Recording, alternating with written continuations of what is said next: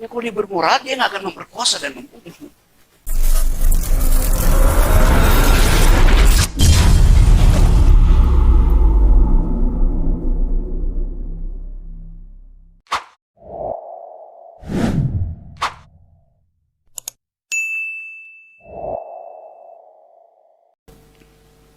Jadi, hukum dan perkembangan manusia itu, atau perkembangan kebudayaan, itu sejalan. Dari awal dia udah sejalan. Lain misalnya dengan pemikir semacam Rousseau, Jean-Jacques Rousseau. Bagi Rousseau, dari awal kehidupan pertama manusia, dia sudah diberikan fasilitas rasio. Bagi Rousseau, semua manusia lahir dengan fasilitas rasio. Bagi Immanuel Kant enggak. Manusia itu baru berpikir tentang rasio ketika ada jumlah kebebasan yang berhenti karena kelakuan orang lain. Rasionya tumbuh dalam bentuk hukum. Bisa bedain enggak ya? Dua-duanya mementingkan fungsi rasio untuk menentukan hukuman. Tetapi bagi orang semacam Rousseau, nature memberi kita rasio. Bagi Immanuel Kant, bukan nature yang memberi kita rasio, tapi culture. Bisa dapat? Jadi, ontologi dari Jean-Jacques Rousseau itu lebih masif dibandingkan ontologi dari Immanuel Kant. Artinya, bagi Jean-Jacques Rousseau, hukum itu udah melekat ketika manusia lahir. Bagi Immanuel Kant, hukum itu baru datang ketika manusia bergaul dengan orang lain di dalam kondisi kebebasan. Nah, itu poinnya. Dapat sampai di situ ya? Bisa dapat ya?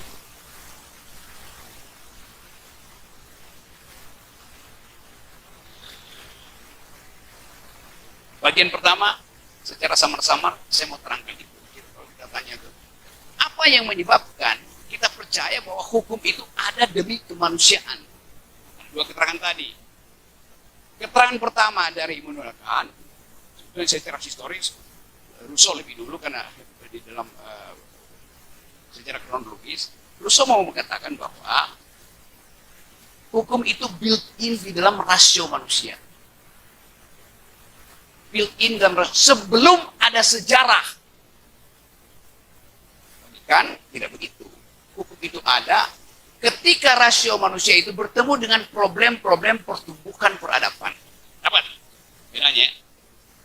Jadi, ontologi dari Rousseau itu sifatnya selesai. Ontologi dari Immanuel Kant sifatnya in the making, ongoing.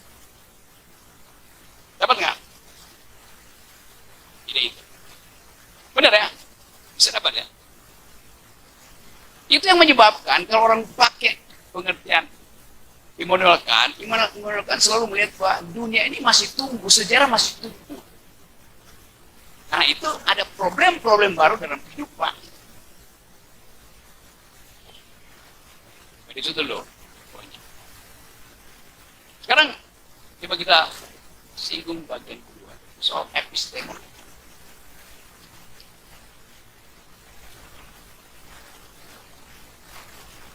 Kalau ada keputusan hakim, lalu diuji kembali oleh publik, diuji oleh sarjana hukum, diuji oleh filsuf. Yang diuji adalah penalaran hukum yang menyebabkan terbitnya keputusan itu. Jadi, kendati keputusan sudah final, tapi diuji lagi.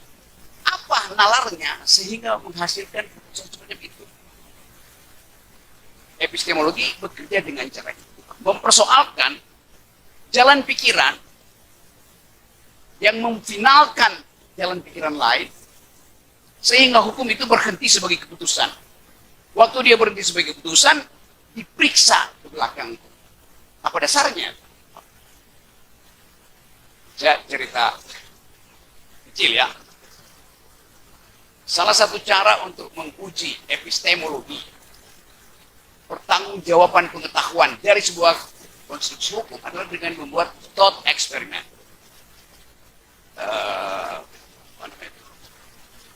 Ya, imajinasi, eksperimentasi di dalam pikiran. Dimana saya sering dikritik, itu imajinasi aja. Ya, itu kita terangkan pada beliau yang sudah. Bayangkan misalnya di Ciawi ini ada kasus di mana kejahatan terhadap perempuan, perkosaan terutama, dari tahun ke tahun meningkat, dari tahun ke tahun meningkat. Okay. Untuk mengendalikan angka kejahatan terhadap perempuan, beberapa lawyer bersama dengan anggota DPR mengusulkan perbaikan aturan, perbaikan hukum. Usulannya begini, supaya tingkat perkosaan turun, harus ada efek jerah pada si pemerkosa. Harus ada efek jerah. Oleh karena itu, hukuman bagi pemerkosa yang tadinya mungkin 15 tahun, disetarakan dengan hukuman mati. Capital punishment. Death penalty. Dengan tujuan supaya ada efek deterrent untuk menurunkan kasus. Oke, masuk akal nggak tuh? Masuk akal. 2 tahun setelah undang-undang itu terbit, faktanya justru jumlah perkosaan disertai pembunuhan terhadap korban meningkat, bukan menurun. Sekarang kita coba lihat legal reasoningnya atau epistemologi pertanggungjawaban rasional terhadap putusan itu. Di awal pertanggungjawaban yang diasumsikan, kalau punishment dinaikkan, maka numbers crime-nya akan turun. Kita tahu itu sebagai deterrent effect. Okay. Sekarang, kalau terjadi anomali, kita persoalkan epistemu di awal apa? Kenapa yang Anda asumsikan berbeda dengan yang terjadi? Justru bertambah. Angka perkosaan meningkat, bahkan pembunuhan terhadap korbannya meningkat. Lalu kita debat di TikTok segala macam. Memang si pemerkosa itu kurang berdoa. Pemerkosa itu bengis. Dia tidak bermoral. Sudah memperkosa, membunuh pula. Kalau Anda dengar uraian semacam itu secara epistemologi itu, tentu Anda tertawa. Tentu secara kebudayaan kita kutuk dia. Tapi kutukan itu bukan yang diasumsikan di awal pembuatan kebijakan itu. Kan awalnya epistemnya adalah untuk menurunkan jumlah crime dengan fasilitas deterrent, dengan fasilitas pencerahan. Tiba-tiba ketika terjadi anomali, paradoks, keterangannya adalah orang itu tidak bermoral, sudah memperkosa masih membunuh. Ya kalau dia bermoral, dia nggak akan memperkosa dan membunuh. Dapat nggak? Apa sebabnya? Kan itu yang kita mesti periksa, nalar di belakang keputusan itu secara epistemologi benar apa salah. Walaupun undang-undang itu jadi undang-undang positif, tetapi impact-nya tidak terjadi. Yang diinginkan, law as a tool of social engineering tidak terjadi. Di engineer tetapi yang terjadi adalah reflux, berbalik, menghantam hukum itu sendiri.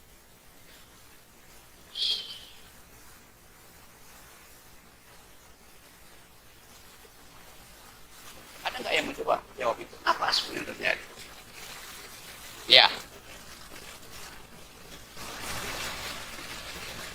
Cek, nama saya Giri Michael Purba, dari kelas G.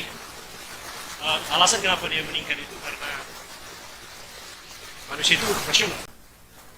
Sehingga sisa dikari masuk ke situ. Karena kerasionalitasan itu, dia berpikir, kalau saya membunuh, dia ada saksinya, Jadi dia manusia itu adalah makhluk yang ekonomis, sehingga dia berpikir secara ekonomis juga. Oke, dia dapat poin itu. Itu yang menyebabkan di dalam ilmu hukum ada pendekatan baru yang namanya economic analysis of law. Economic analysis of law.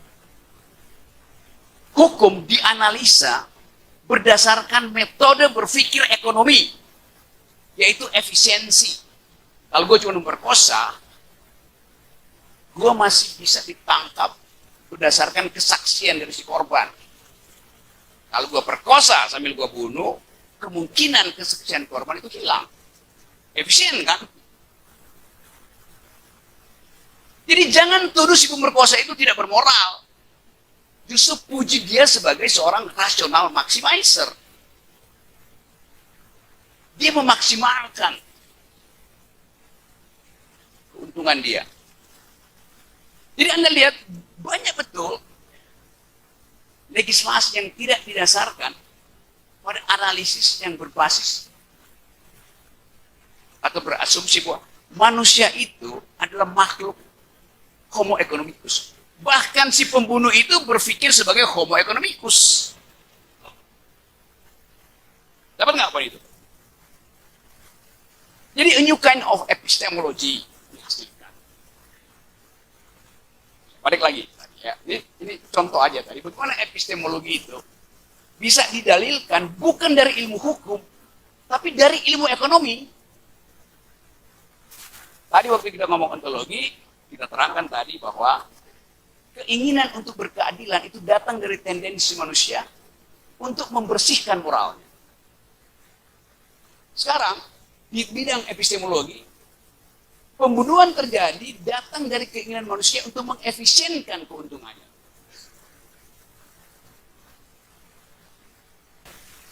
Seorang pengacara yang tidak mau kita sebut namanya, mengajak saya berdebat.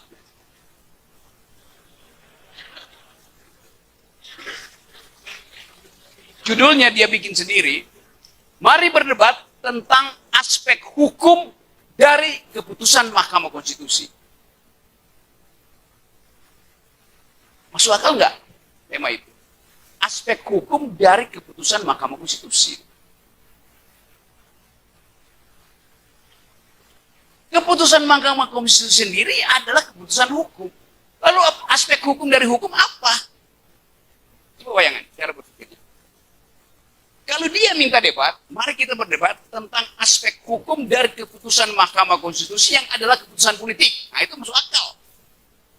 Aspek hukum dari keputusan politik itu.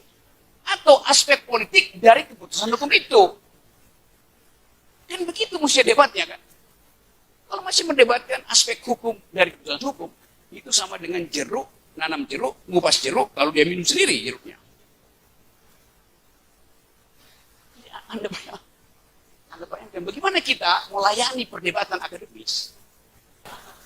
Bikin kalimat kacau. Artinya epistemologinya tidak bekerja. Nggak usah soal ontologinya tuh. Tadi kita nilai tadi dari perspektif economic analysis of law. Yang mudah-mudahan itu saya periksa banyak kurikulum fakultas hukum. Di situ ada mata kuliah namanya analisa hukum tentang ekonomi. Yaitu soal biasa menganalisis aspek-aspek hukum dari satu perusahaan ekonomi. Di Fakultas Hukum UI, mata pelajaran ini juga disalahartikan. Judulnya adalah analisis ekonomi tentang hukum. Analisis ekonomi terhadap hukum. Epistemologi ekonomi dipakai untuk menguji keputusan tadi yang dasarnya adalah deteren, ternyata gagal. Karena tadi, homo economicus, penjahat itu adalah makhluk ekonomi. Dia mau berpikir efisien. Kalau dulu hukumannya hukuman moral, ini nggak bermoral, maka mesti dipancung dia. Tapi bagaimana misalnya kalau ada satu perdebatan dan dia bilang, saya berpikir secara homo ekonomi, terus kenapa saya mesti dihukum secara kriminal? Seandainya ada dalil semacam itu, saya masih terusin. Kalau dia bilang tadi, hakim, kenapa Pak Hakim hukum saya? Bukankah saya sedang mempraktekkan teori dari Richard Posner yang mengajarkan bahwa bahkan di dalam kasus hukum bertindaklah secara ekonomis. Kira-kira bagaimana debatnya nanti? Yuk tadi yang mulai, yuk. Bagaimana ya selesai?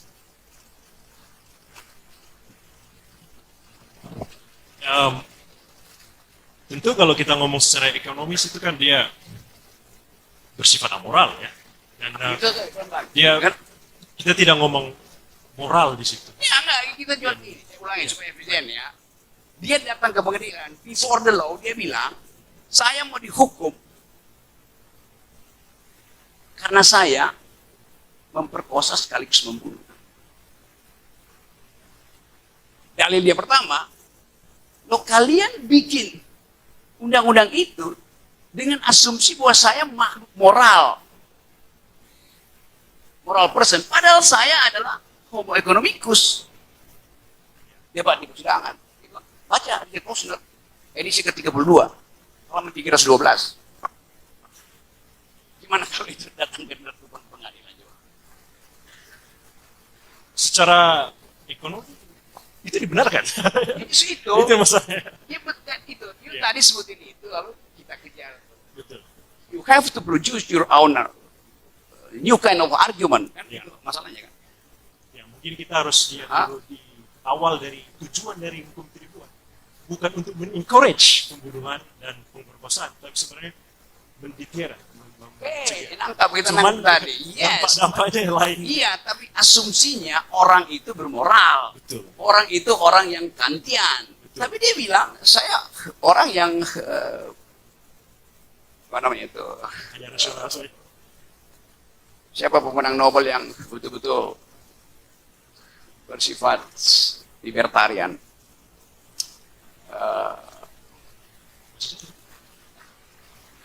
Bikin model ekonometri begituan.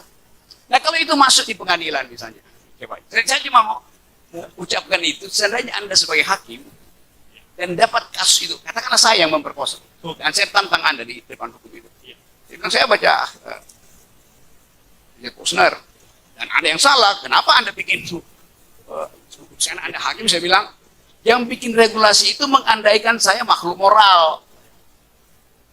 Jadi pengandaian itu salah, oleh karena pengandaiannya salah, saya nggak boleh dihukum dong, kan? Saya cuma kasih ini, tadi saya bilang ini thought experiment. Epistemologi bekerja juga di wilayah thought experiment. Kita bikin asumsi-asumsi di kepala, perumpamaan, supaya jadi radikal nanti problemnya itu. Okay. Nanti pikirkan itu ya. Baik. Sebagai tugas epistemologi.